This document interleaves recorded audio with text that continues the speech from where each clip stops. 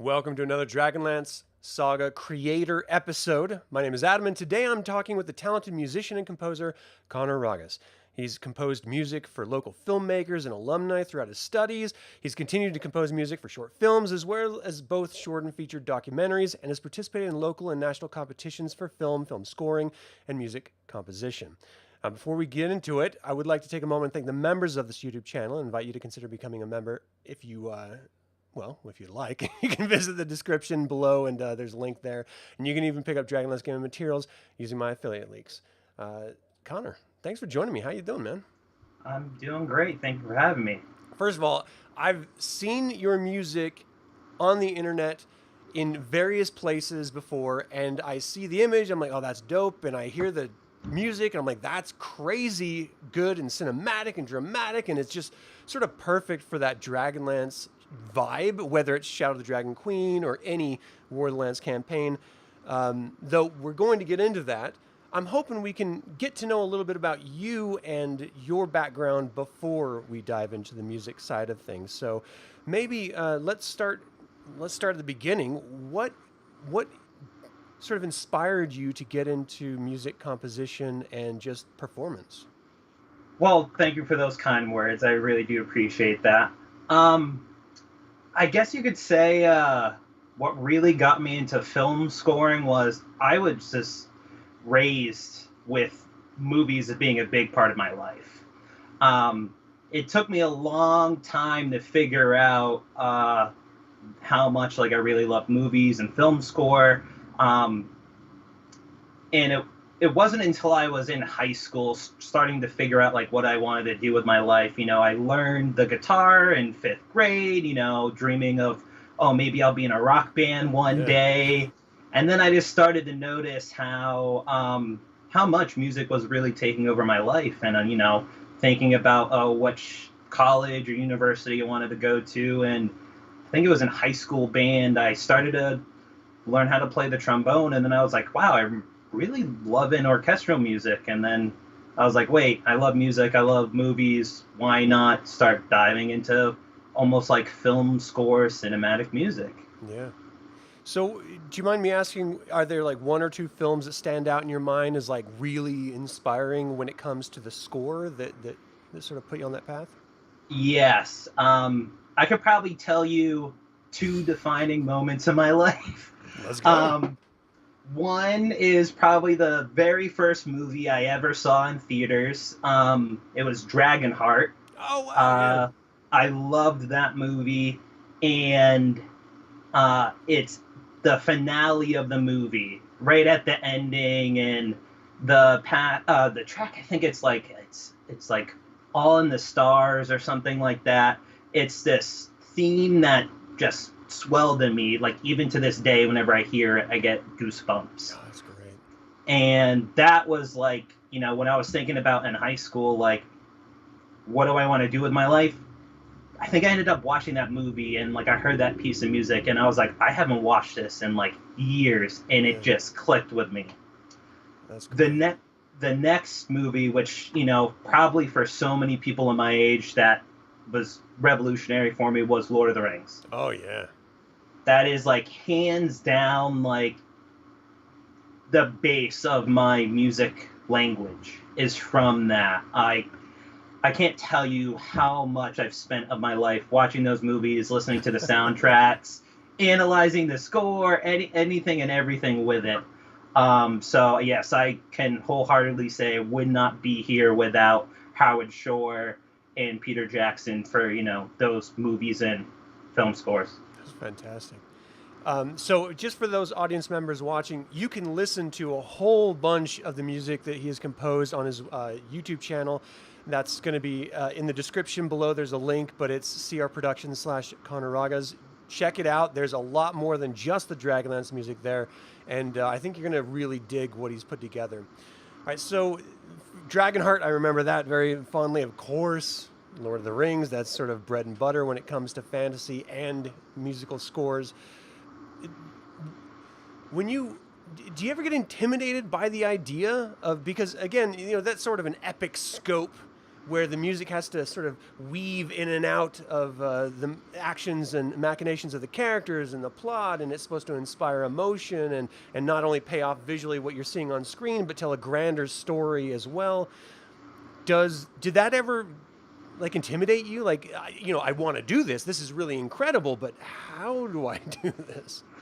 You know, yes, it is very intimidating.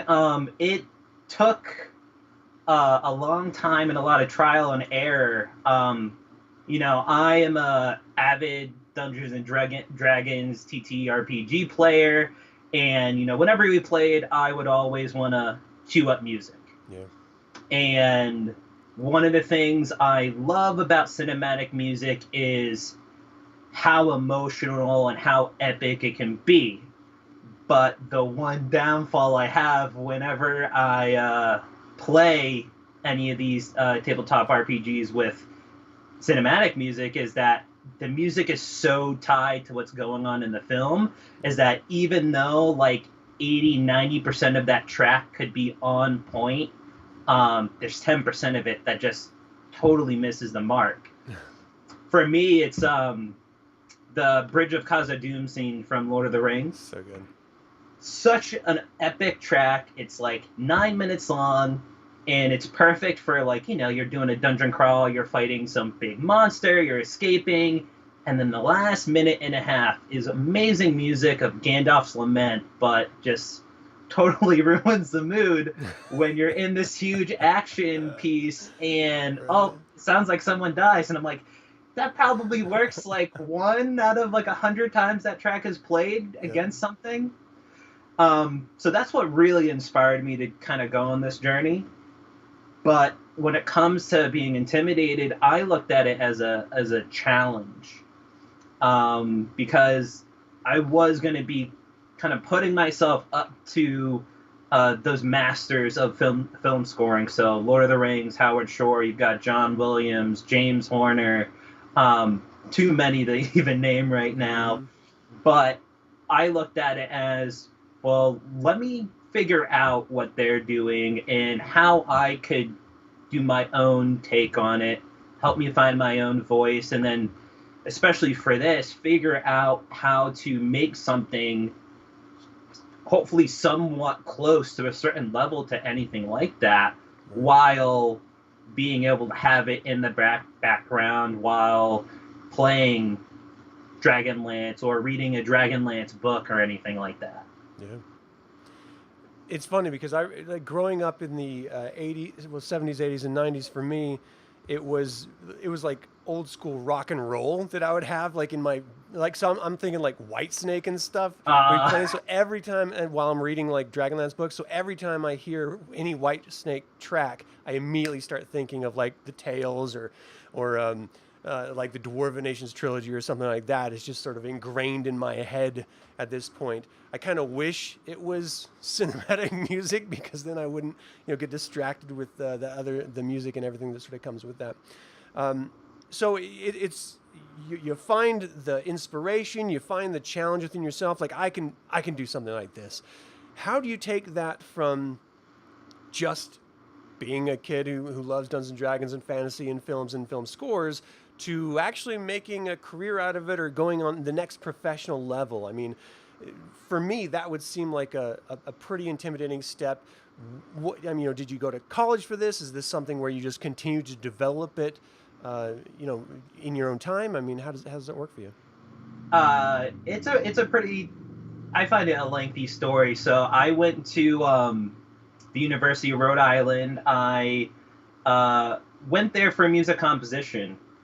Before that, all I had done is play guitar, played a little bit of trombone in my high school band. Mm-hmm. So all of my music theory was from rock. And I was like, well, if I want to learn how to write music, I should probably go learn how to write music in terms of, for like your classical instruments, And it was a wild ride for me in terms of learning the history of music, all the different periods, going from just playing my standard power chords on the guitar to learning all the different types of advanced harmonies and everything. And by the time I was done, I had the confidence of, I can write for classical music. I wouldn't quite say orchestral yet in terms of writing for a full orchestra. I think the biggest piece I did in college was like 9 pieces of percussion and brass. But after that, when I came back home, I started getting all the technology that I needed. So all the virtual instrument libraries, the DAW to be able to program everything together, a MIDI keyboard, and it was, I worked a couple of jobs from after coming back home from college, saving up money, paying for all this. As I was getting more tools, started getting a few gigs, those started to pay me, and it was just kind of investing in myself. Back in 2019, 2020, I had the opportunity to possibly move to Los Angeles and really start ramping up my career, but unfortunately, COVID happened. So I ended up bad timing. Just staying where I was. And I started noticing that even though I was working on projects, I had some other projects that were planning to come in, and it just didn't happen. Funding fell through, the whole projects themselves were scrapped. And I realized for myself, well, if I don't have any projects coming to me, I got to do something for myself. So it was, what do I enjoy? Well, I enjoy Dungeons and Dragons. I enjoy film score music. Let me see if I can put these together and push myself to continue my development. So I think that's great. Did you ever try to do you DM or do you play? Or both? Both. Okay. So when you DM, did you ever try to craft your own music based around your own game that you're planning? Yes. So if you look at my videos, probably the first 10 to 15 are all just random pieces of music. They aren't tied to anything. A lot of those came from the campaigns I were either DMing or playing in. Oh, that's cool. So I remember there was one I was playing at a campaign, and my buddy, he was like, oh, I'm gonna create something called a kobold swarm. And he just said it was just a huge mass of kobolds, so they were just gonna try to swarm over you. And I was like, oh, this sounds pretty interesting. And I was like, let me make a piece of music. So now I have to dive into the psychology of a kobold, of what does a kobold think like? What is a kobold when they're together? That almost hive mind, that pact mentality. And I went on YouTube to try to figure out has anyone else done this? And I really didn't find anything, so it was just kind of all right, just make up something. And that actually turned out to be a sleeper hit for me, that track. Oh, that's cool. It didn't do great at first, but now it's exploding into be one of my best tracks. And I gotta thank my buddy for coming up with that idea. Yeah, we need more kobold swarms in our games, people. So you now have a track for it built in, just baked in. Well, first of all, I'd like to thank everyone joining live. And while you're staying tuned, if you have any questions or comments, go ahead and throw them up in live chat, and we'll try to get them through the course of the conversation over to Connor. Chris has a question about composition for a new song, but before we get there, I was wondering about you had mentioned that a lot of the projects that you had queued up sort of fell through. I mean, of course, COVID affected the entire world, and a lot of businesses just completely collapsed. A lot of projects collapsed. When it comes to the industry, do you find it's challenging to be heard, to be seen? Is it something where there's just too much established players that you don't feel like the newcomers get enough exposure, or are there programs that you're aware of that do allow that exposure to happen? I think there are multiple different avenues that you can take, but I do agree that it's hard to get your voice out there. You know, we're in a current state of the world where it's all about the single. You know, I started doing research of like, should I be making an album? Should I be making single tracks? How should I kind of try to do this? Because I hadn't done anything like this before. And at the time, finding out there weren't a lot of other composers doing the same thing. I had found several videos of like 1 hour compilations, or like someone had written one piece and just looped it for about an hour. Wow. And, you know, some of these are 5 to 7 years old. So they're like, you look for D&D music, they're right at the top. Yeah. So for something like that, it's the grind and hoping that, you know, you're posting on Reddit or on Facebook or wherever just to try to get some eyes on it and hopefully someone likes it. Yeah. But in terms of everything else, yeah, like when it comes to projects of film scoring, video games, anything like that, a lot of it, especially at my level where I'm not in a hub for media production, it is like all about who you know and networking. So, you know, I've gotten jobs from working with the same producer several times, and they just kind of pitched me along the way for each bigger and better project, and it worked out really well for the both of us. But it's definitely hard to break out in the current environment, but it's, you know, it's being persistent and trying to do something different, because everyone's looking to be the next big thing. But if you're kind of being yourself, other people are generally going to like what you're doing. It can take a while for people to find it, but Right. you know. I think a lot of it comes down to authenticity. You know, everyone has a certain flair about them just based on their culture they were raised in, their sort of perspective on the world and the society that they grew up in.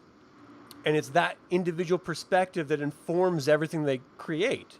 Even when it comes to music composition, you know, you can't help but feel familiar vibes when you're hearing a certain piece with other composers that maybe are tangential in the industry. But there's always a different take on it. There's always a specific voice that comes through the work, whether it's a visual medium or an audio medium. I wonder when it comes to designing for games, like specifically like tabletop role-playing games, like a video game, I feel like, you know, you have a sort of a scene that is going to be playing over and over and sort of maybe a loop or you know, just sort of has endpoints in place. Whereas an open world experience like a tabletop role-playing game, which is incumbent on someone's going to get drinks out of the fridge, or, you know, you ran out of chips and someone's got to go grab those, or someone just can't decide on what they're going to do in a particular combat scenario. There are so many external factors that are going to prevent a perfect flow of a track. Do you consider that when you're composing? Or, I mean, how do you, or is even in the cards at all? Do you just sort of flow with it, you know, going with what the scene should play out as? So I definitely take into account exactly what you're talking about. You're never quite sure how long something is going to take, or someone's pausing to, oh, let me go grab a snack, or what do you all think? Should I use this spell? Or, you know, you start talking about what you're going to do. And, you know, from my experience playing games, yeah, you could have one combat sequence that in story time, you know, it's like a minute of combat, but in actual player time, it's like an hour.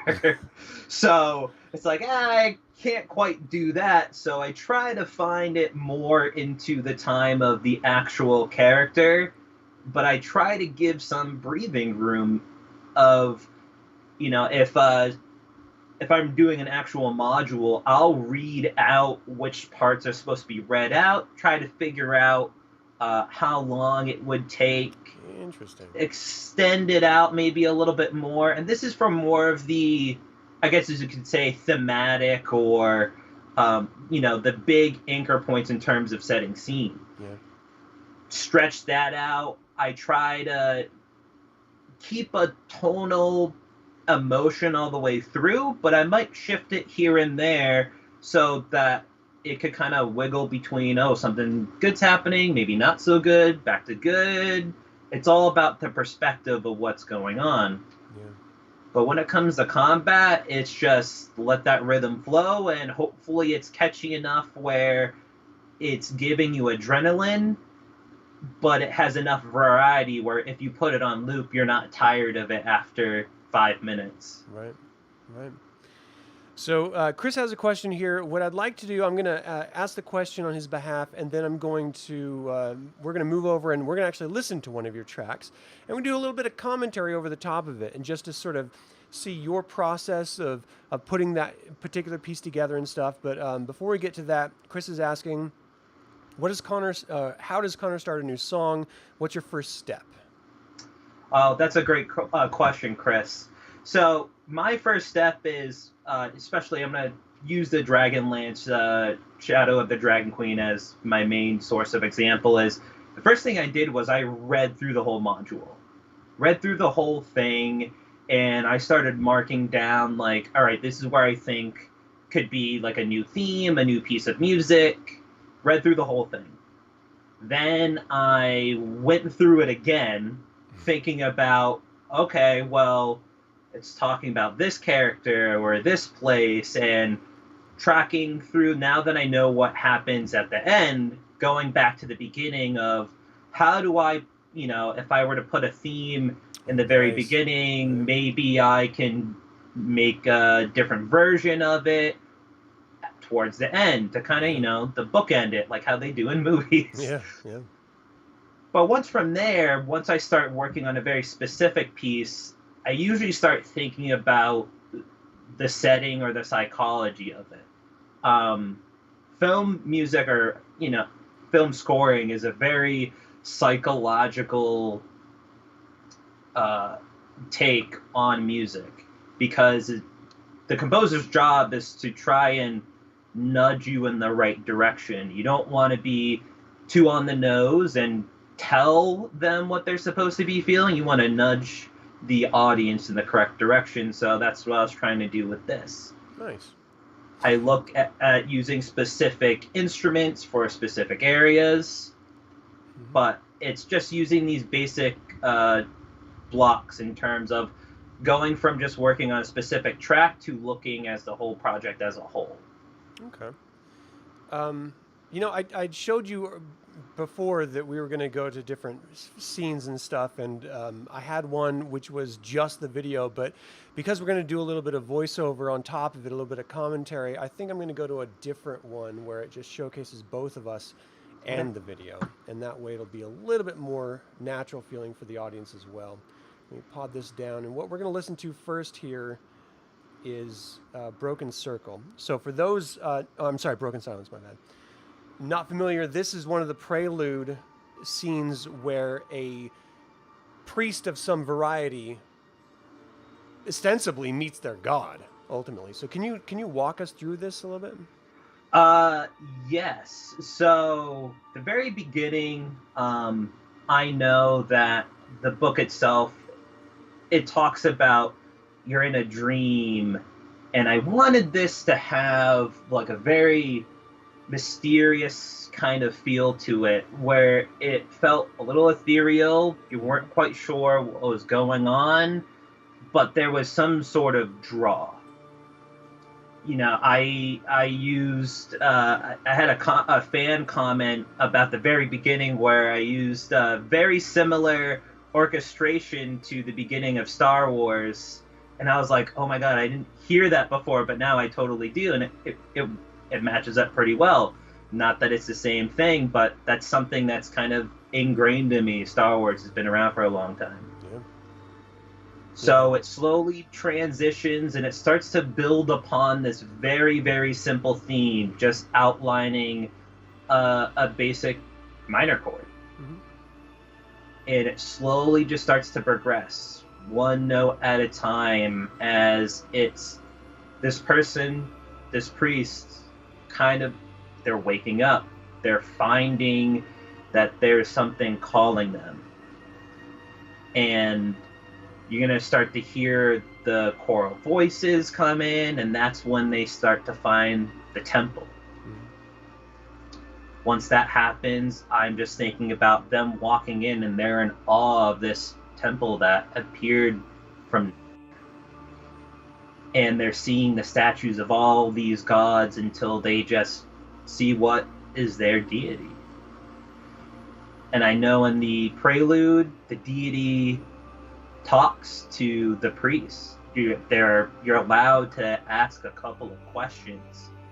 And I wanted to make sure I gave a good amount of time of the DM thinking.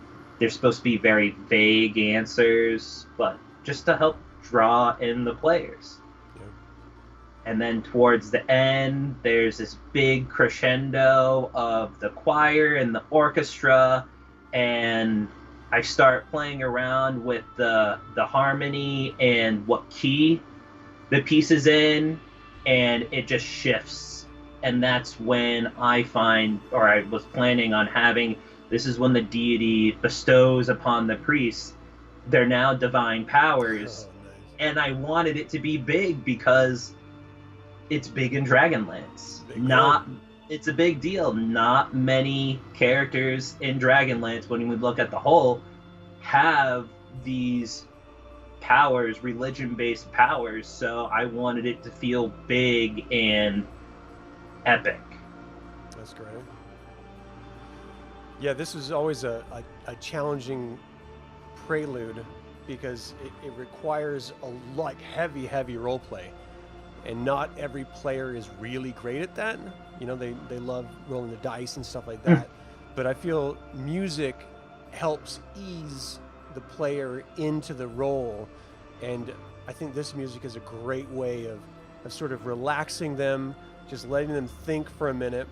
I think space also, just having space between engagement in the game, not only allows time for the music to inspire and sort of influence, but also a little bit of space just allows the player a little bit of time to think. And I think that's a pretty important aspect when it comes to role-playing, is not just hearing what is being spoken to you or what's happening around you, but also thinking about how would my individual priest handle the magnitude of actually speaking to an all-knowing entity that is not supposed to have existed for, ever. I mean, they abandoned the world and stuff. So I think this is a great track. Thank you. So I hope everyone enjoyed that. Again, you can always go check out his YouTube channel. The links are in the description below, and there's also a link to his website where he has some other information that you can learn. So let's talk about Dragonlance. Why Dragonlance? What's your background with Dragonlance? So I actually do not have a ton of experience with Dragonlance. What ended up happening was the adventure I did before the Dragonlance Shadow of the Dragon Queen was the starter set, The Lost Mine of Phandelver. Oh, yeah.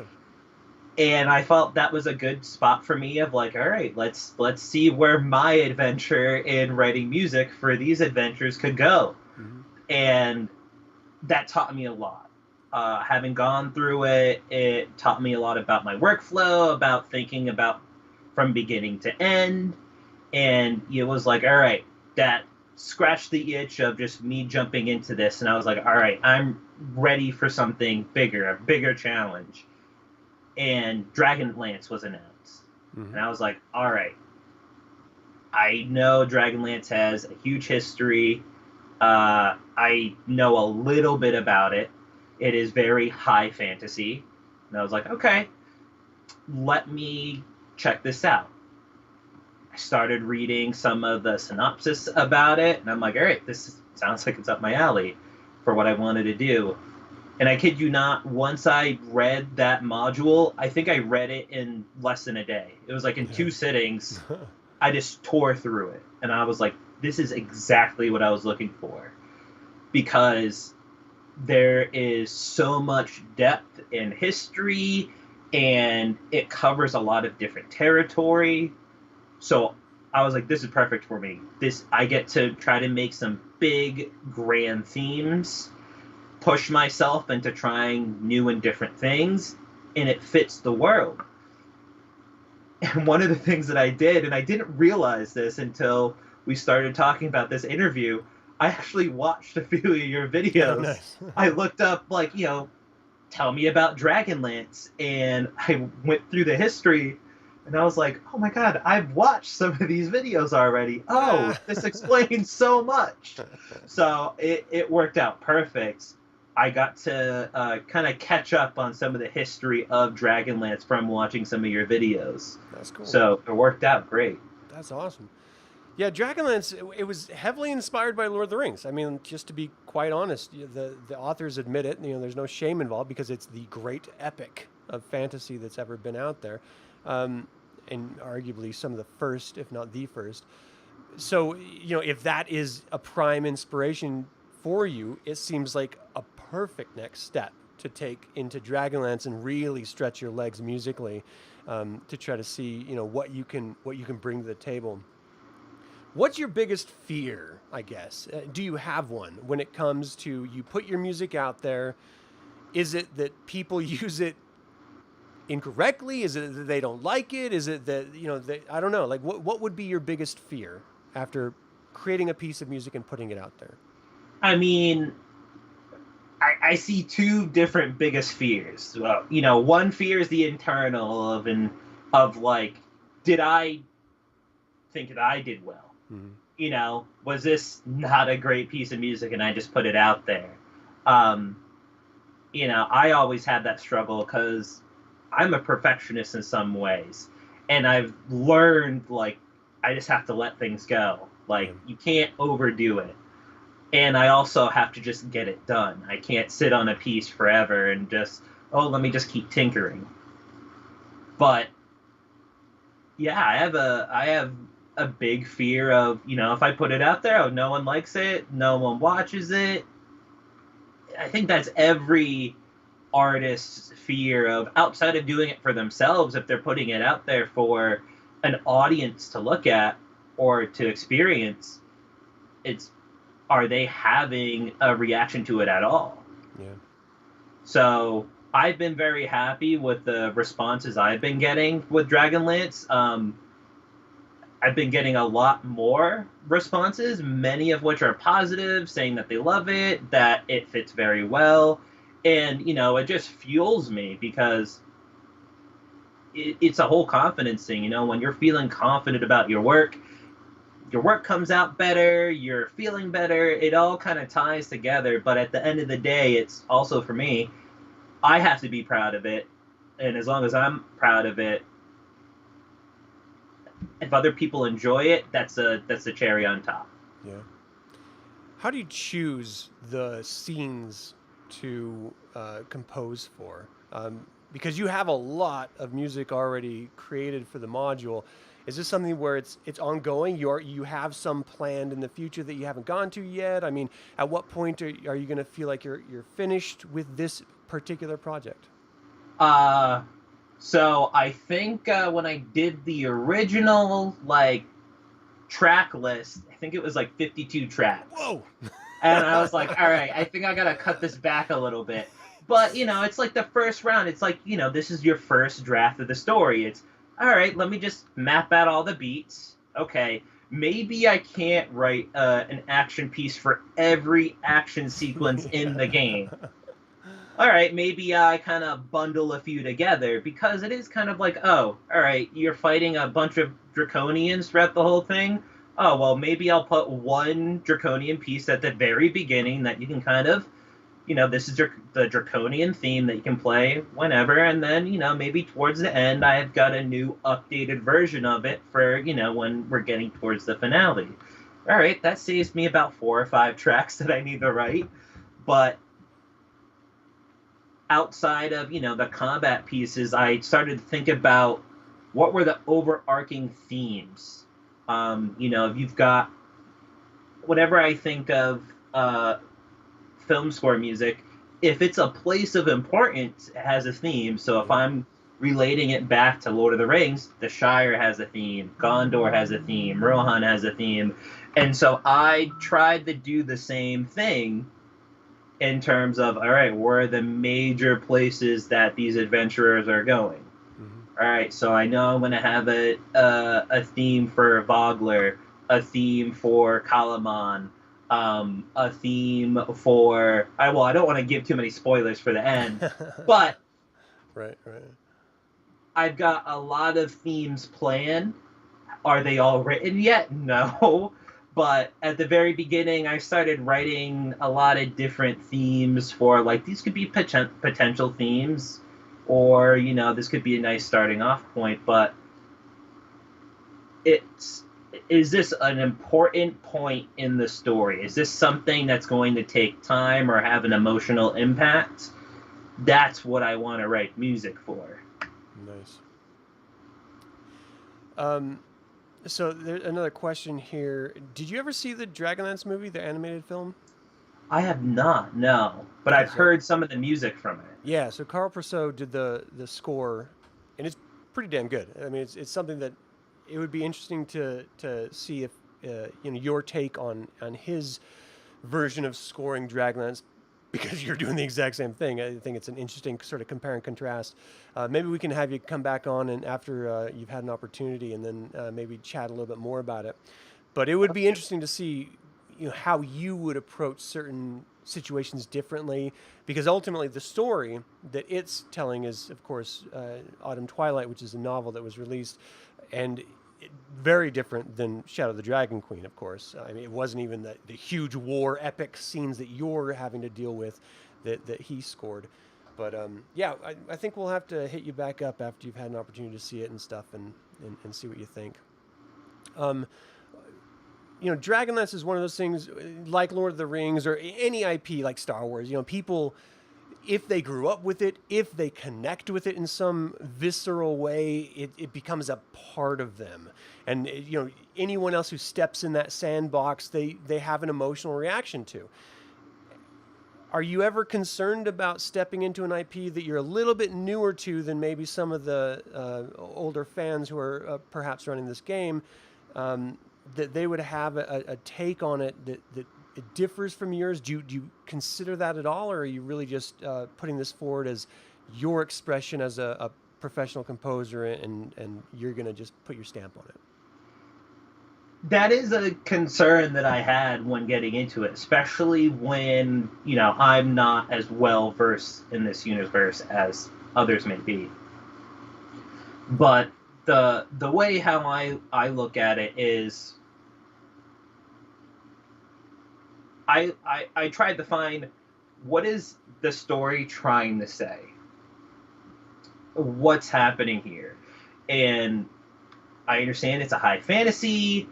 The Dragonlance itself has been around for decades, and through those decades, our conception and interpretation of what fantasy is supposed to sound like or feel like has changed. It's gone with the times.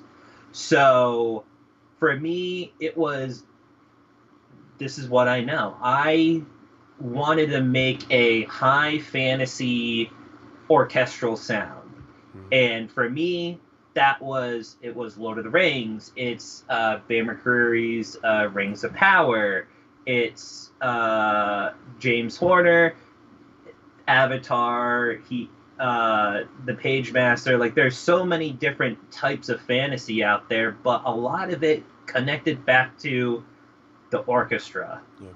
So that's what I wanted to go with.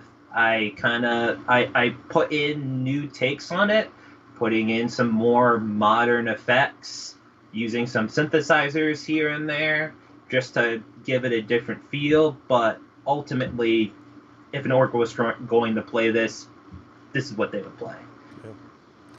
Yeah. So I want to listen to another track here, but before we do, I wonder, are there other IPs after you've finished with this project that you would like to explore crafting music for? There's a ton out there. I I haven't started thinking yet. Yeah, you're sort Dungeons of and in it. Dragons has, yeah, I'm still in the thick of Dragonlance right now. I think, I think I'm probably about a third of the way through that module. Um, I'm thinking it. I haven't started thinking about the next project. I just want to devote everything into this, and then I'll see how I'm feeling. I'm kind of open to going anywhere.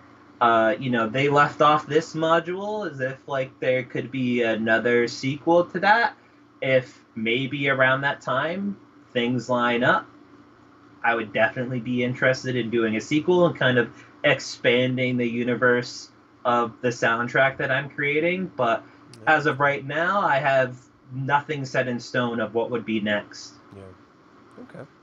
Well, let's listen to this next track and maybe have you tell us a little bit about it if I can find my button here.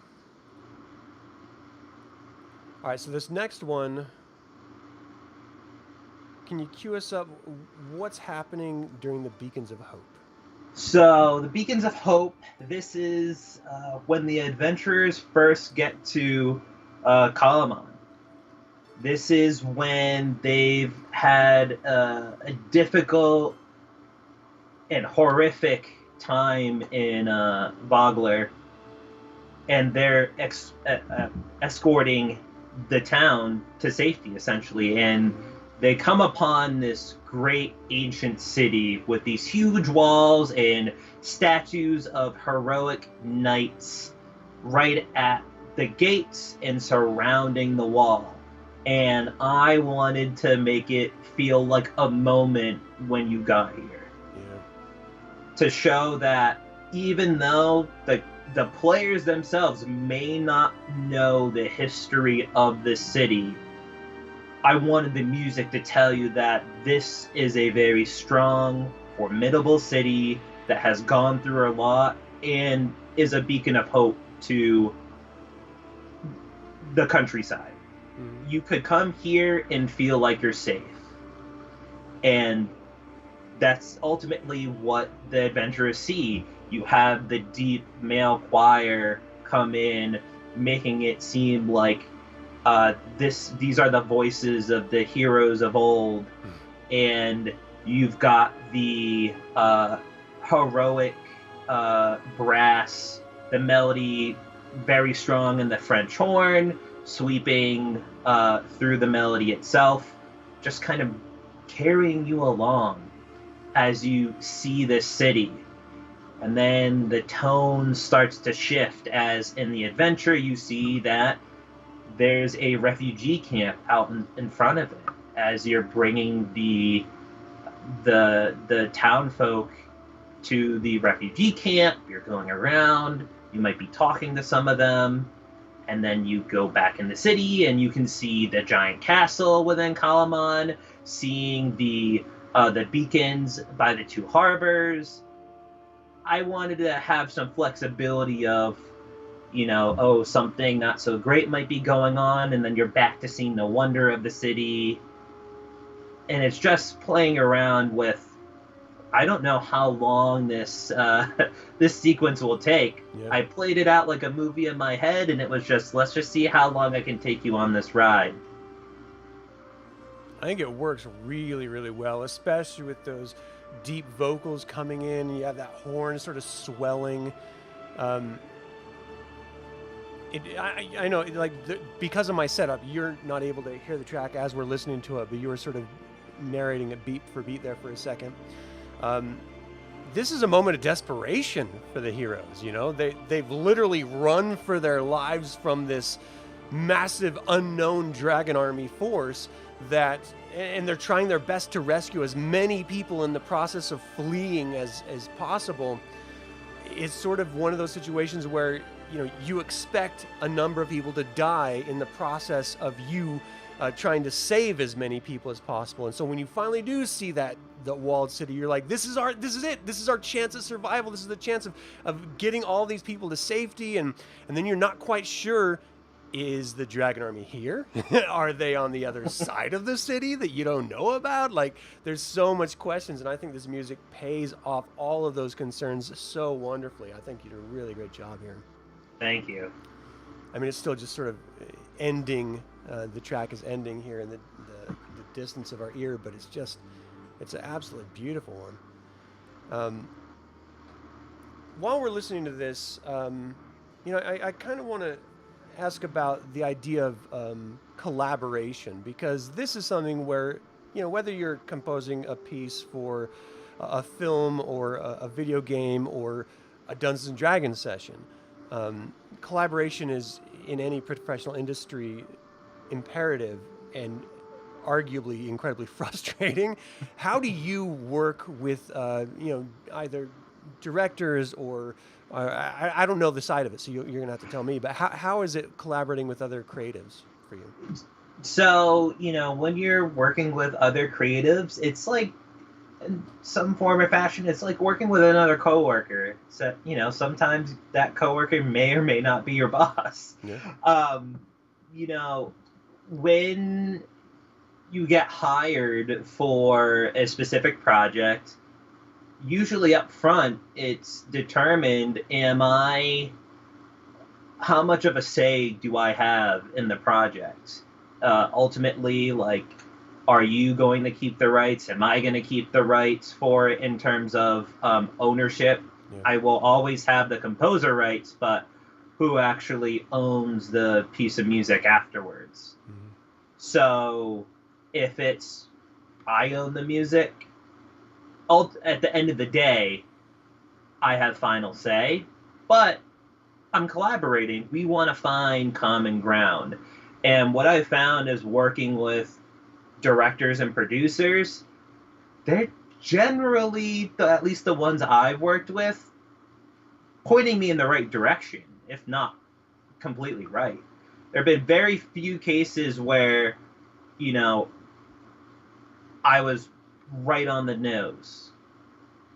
It's usually, maybe I'm leaning a little bit too hard into this emotion or not enough. And that's what's great is working with your collaborators is they have a somewhat outside perspective.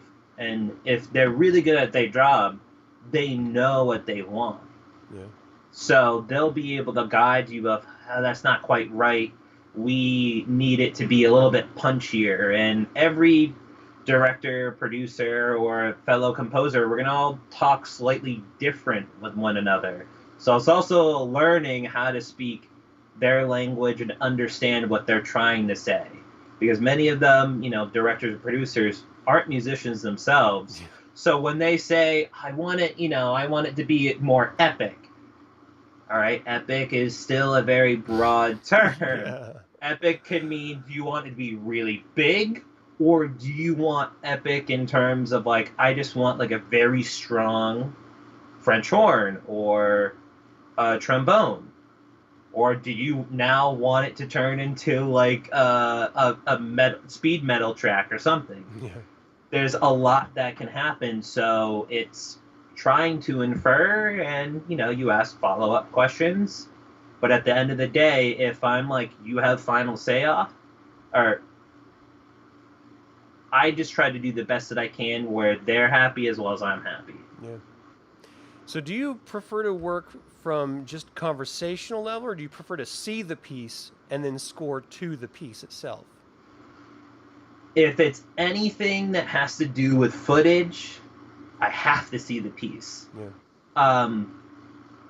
If it's while something is still filming or they're trying to get a hold of me in pre-production, it's always great to talk beforehand of what kind of sound are you looking for? Are we looking to go into a more modern kind of soundtrack? Are we looking for very synthetic, drone-driven, minimalist kind of sound? Or are we going for very busy orchestral like John Williams? Are we trying to go for something very melodic and busy like that? Yeah. Sometimes just kind of where we're just finding where we want to go, and then once I have seen the footage, I try to make my best interpretation of that. Then it becomes the real puzzle of writing a piece of music while hitting specific sync points, thinking about, all right, I've got 10 seconds to put this theme in, and then I have to switch it to this piece of music. And I love the puzzle of film scoring because it usually tells me right then and there, is this track working or not? Right. Right. Something that I always run into, I'm in the advertising industry, is inspiration. You regularly come into new clients and they want new work, and you have to give them a plethora of options, and everything has to sort of strike particular chords visually in my industry and audibly in yours. What's your process for inspiration? Do you consume other work? Do you just sort of stop listening to music altogether? Like, let's walk through that a little bit. So I've definitely noticed that the more I'm writing, the less I'm actually listening to music, which I think is, well, especially film score music, because I've listened to so much for my life that I'm like, if you played any of like my top 10 soundtracks, I could listen to it for probably like 1 second, know exactly where we are, what point in the movie it is, and I'm good to go. So I'm like, if that's already ingrained, I don't need to keep listening to it unless I'm listening for something else. Yeah. But what generally happens is if you're getting like a rough cut of a film, the editor usually has what's called a temp track. So when I work with producers or directors, if I'm getting a hold of them in the pre-production phase, I ask them, put in temp music if you want it to sound like this, something similar. Put in temp music, but don't expect the same exact thing. Right. Because what happens a lot is, since you're watching it over and over and over again in the editing process, in the industry they call it temp love, where now all they can hear when they watch it is that track. So now you're trying to make a legal copy of that track. And right. it happens. That can be quite difficult of how do I make my interpretation of this track without crossing any legal lines while also servicing the movie and the director or producer. So I always warn them, like, if you really like a tempo, put in something that you don't like, but it's got a good tempo, and just tell me I like it for the rhythm. Great. Now I know what rhythm you're going for, and if we already talked about, like, I want it to be a very John Williams-esque sound, but all right, you want that with this rhythm? That's a little bit easier to put together than I want a John Williams-esque sound, but I've got a Hans Zimmer Inception track where the horns are just blasting. They kind of, differ in terms of orchestration. So, nice. Any industry, I think, benefits from those who have been in it longer, educating those who are newer into it, sort of mentoring, as it were. Do you have any mentors that you have relied on throughout your career thus far? The mentors that I've had were my professors in college. I had guitar instructors. I had composition professors. They helped me through college in learning the basics of music theory, music composition, guitar playing. Outside of that, when it came to producing my music with modern technology versus, in college I was using, it was just music notation. So, okay, this is going to be a G sharp, this is going to be an A flat here, eighth note. Now in this, where I'm like, okay, I get to play with the actual sounds, writing, mixing, mastering, etc.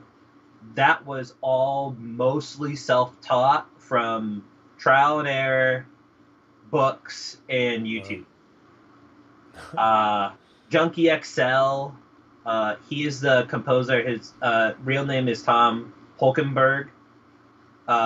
He's the composer that did Mad Max Fury Road, 300 Rise of an Empire. He co-wrote Man of Steel, as well as Batman vs. Superman. He has a whole series on his YouTube channel that he calls Studio Time, and Oh, that's awesome. that was what opened my eyes of he was just doing this for free, for fun. He likes educating, and so he did like 4 seasons of it where he just took you into his studio and he was like, this is what my DAW looks like. This is how I program. This is how I do this. And it taught me so much of like, oh, that's how I get that kind of sound. Oh, that's how I should set up my DAW to be able to go right from entering in the MIDI notes to create the sounds to mixing and then mastering. So that series itself, I saved so much time just from watching that series. That's great. I think that stuff is so important. And, when you get near the end of your career, just to sort of pay that back to a newer generation coming into it would just be phenomenal. Mm. So many industries are so cagey about it's almost as if it's a competition. Like if anyone else could possibly be in this industry and know how I do it, then I'm going to be out of a job, which is just nonsense on its face. But it just helps develop the industry, whatever it is, when you share, this sort of insider tricks of the trade that you have learned or maybe you have originated with other people. I think it's incredibly important in literally every industry out there. Um, okay, so I mean, what's sort of your dreams here? Let's sort of look beyond what you're working on right now, and maybe even in a couple of years. But what sort of a legacy do you want to leave? Um, when you shake loose this mortal coil, like, what would be your ultimate goal of what people think of when they think of Connor Ragas? Uh, that's a really good question. I think that the ultimate dream for me would to leave a legacy of inspiring a future generation. If all I could ever do at one point in time is give someone the opportunity and chance to have that emotion of what it was like for me listening to Dragonheart or watching and listening to the score of Lord of the Rings in a movie theater and just having their whole world change. Yeah. That's what I want. If it's one person, that would be amazing. That's all I could ever ask for. Ultimately, every artist, I would hope that my work would, it would surpass me. Yeah. In 100 years, when I'm long and gone, that someone would still be listening to my music. That would be nice. Yeah. Yeah. And then sort of a technical question before we sort of close down our conversation here. We're sort of at our limit. Um, Presumably, you're creating this music so other people can use it. How Mm-hmm. would you prefer they use it? Do you want them to just reference your YouTube playlist? Do you want them to find some sort of audio file and use that in their games? Like, what would your preference be? And like attribution and stuff like that? So as of right now, all this music, like, you want to listen to it, listen to it. It's up on YouTube. You want to put it in your games, you are more than welcome to. If you're putting it in YouTube videos, the best thing is to, put me in the credits, essentially, stating that it is my music. If it is like going to be something very promotional or you're going to be collecting revenue on, I would usually prefer to just check with me to make sure that I would like my music attached to this. Yeah. But this is for everyone to use and listen to enjoy. Once the soundtrack is complete, as of right now, I'm using Bandcamp. You can find the Lost Mines of Phandelver there, as well as my first collection of tracks that I titled The First Adventure. Those are both up on Bandcamp, where you can purchase to have MP3s as well as seamless loopable versions of all the tracks. And I plan on doing the same thing with the Dragonlance, where once it's all done, there'll be I'll have probably two versions. One of just the album itself that you can buy, and then I guess you could say more of the Dungeon Master version, where it will be the tracks with seamless loopable continuation, as well as I was planning on probably some exclusive tracks for more of the smaller scenes of the original 52 track list I was thinking of. Very cool. All right. Well, thank you so much for joining me and spending so much of your valuable time with me and the audience. What are the best places that people can find you and your work online?